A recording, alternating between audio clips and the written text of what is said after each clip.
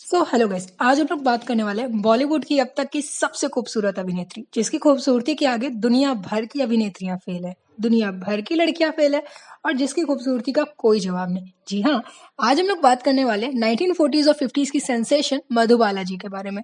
वैसे हम लोग मधुबाला जी के करियर ग्राफ के बारे में बात नहीं करेंगे, हम लोग उनकी और दिलीप कुमार जी की लव स्टोरी के बारे में बात करेंगे। वेल यस, आप सभी लोग जानते हैं कि इनकी लव स्टोरी मुकम्मल नहीं हुई थी, अधूरी रह गई थी।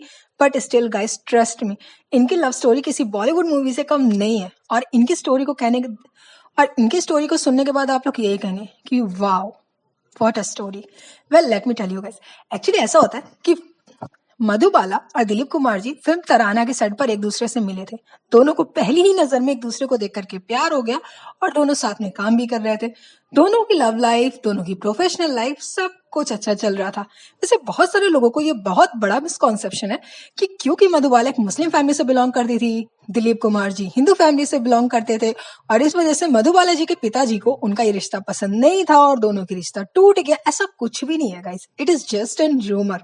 ऐसा नहीं है, एक्चुअली बात कुछ और ही है। और इस बात का जो पुख्ता सबूत है वो दिलीप कुमार जी की आत्मकथा पर लिखा था। एक्चुअली उनकी एक बुक है जिन्होंने खुद अपनी लाइफ पर लिखी है और वो है Dilip Kumar the substance and truth. इस बुक में उन्होंने अपनी लव स्टोरी के बारे में लिखा। सी, दिलीप कुमार जी के लिए मधुबाला कोई चलती फिरती लड़की नहीं थी, वो उनका फर्स्ट लव था। वो उनकी ऐसी लव स्टोरी थी जो उनकी लाइफ का एक बहुत बड़ा पार्ट था और इसलिए उन्होंने इसकी पूरी सच्चाई अपनी बुक पर लिखी है। आज हम उसी के बारे में बात करने वाले। एक्चुअली जब इनकी लव लाइफ अच्छे से चलने लग गई, दोनों शादी के बारे में सोचने लग गए, तो जाहिर सी बात है दोनों एक दूसरे के पेरेंट्स से मिलेंगे। और मधुबाला के जो पिताजी थे उनको उनका ये रिश्ता पसंद था। दोनों चाहते थे कि दोनों शादी करें, दोनों घर में रहेंगे, एक घर में दो सुपरस्टार। वाह, इससे अच्छा क्या हो सकता है।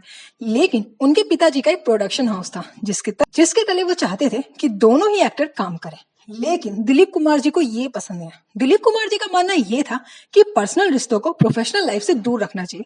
फिल्में चुनना, काम करने का तरीका, ये सब कुछ उनका एक पर्सनल डिसीजन है और वो अपनी प्रोफेशनल लाइफ में इसको नहीं लाना चाहते। एक्चुअली समहाउ अगर हम देखें, रैशनली सोचे, तो उनका मानना भी सही है यार, क्योंकि पर्सनल रिश्ते पता नहीं कब सही कब खराब है। अब इसके चक्कर में अपनी प्रोफेशनल लाइफ तो खराब नहीं कर सकते ना। और समहाउ हर किसी के काम करने का तरीका, पसंद नापसंद, सब कुछ अलग होता है, रोल अलग होते हैं, हर किसी का तरीका अलग होता है, पर्सनैलिटी अलग होती है। तो इसमें अगर दिलीप कुमार जी ये चाहते हैं कि वो अपनी फिल्म में किसी भी पर्सनल रिश्ते के अंदर ना रह करके बल्कि खुल करके ही चुने, तो ये कोई गलत बात तो नहीं लगती। और शायद लेकिन ये बात उस टाइम मधुबाला जी के पिताजी को समझ में नहीं आ रही थी और इसीलिए दोनों के बीच में तनाव शुरू होने लगा, क्योंकि कहीं ना कहीं वो प्रेशर ये बना रहे थे कि वो उनके प्रोडक्शन हाउस के तले बनने वाली फिल्मों में दोनों साथ में काम करें, दोनों साथ में रहें। समहाउ ये चीजें दिलीप कुमार जी को प्रेशर दे रही थी और इसलिए कहीं ना कहीं प्रोफेशनल कारणों से उन्होंने मधुबाला जी के साथ दूरी बनाना शुरू कर दी। तो अगर आपको ऐसा ये लगता है कि पिताजी की वजह से दोनों में कोई अनबन आई, तो नहीं, पिताजी को उन दोनों का रिश्ता पसंद था, लेकिन प्रोफेशनल कुछ कारणों से, बिजनेस में कुछ कारणों से उन दोनों ने दूरी बनानी शुरू कर दी। लेकिन एक रोज कुछ और हुआ। एक्चुअली एक फिल्म के सेट पर जब मधुबाला जी शूटिंग कर रही थी, उस टाइम पर दिलीप कुमार जी मधुबाला जी के पास आते हैं और उन्होंने कहा, लेट्स गेट टुगेदर।